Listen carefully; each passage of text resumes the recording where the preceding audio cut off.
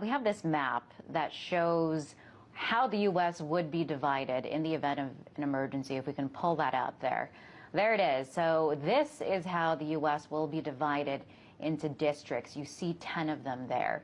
This is according to the National Emergency Center establishment.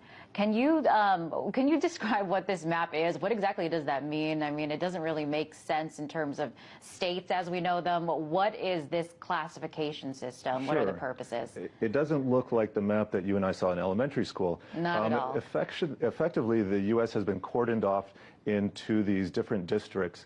And so these new emergency centers will be spread out throughout the United States in most of these eventually. And it gives FEMA and the Department of Homeland Security jurisdiction over what goes on in these places during a time of emergency. Okay, I want to go into because this act does make some specific examples, some exclusions, set some limitations, I should say. So the National Emergency Center Establishment Act, what it does not do, it does not authorize any federal officer or employee to force an individual to enter a national emergency center or prevent an individual from leaving a national emergency center. So, Bob, it looks to me like there are some safeguards there. If you don't like it, you can leave.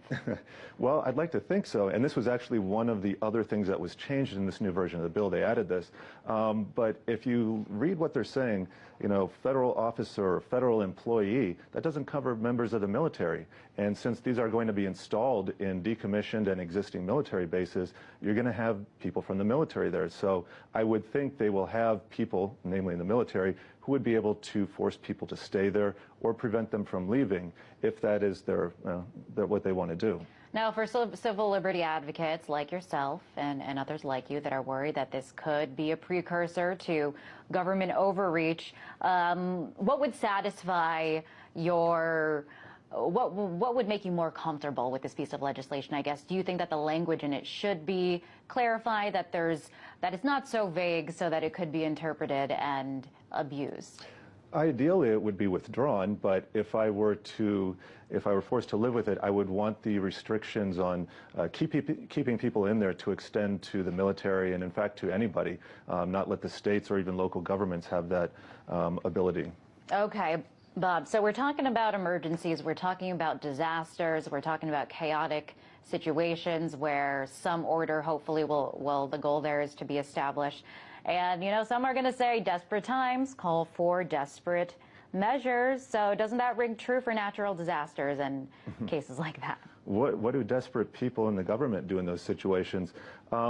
Like I said, I think it's a slippery slope, and we don't really need people in power with these vast sweeping powers to begin with.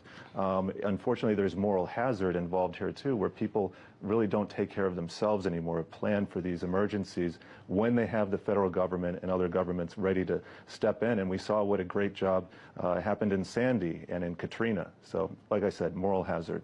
All right, Mr. English, very interesting, and thank you so much for weighing in. That was Bob English, civil liberties activist and blogger. Thank you.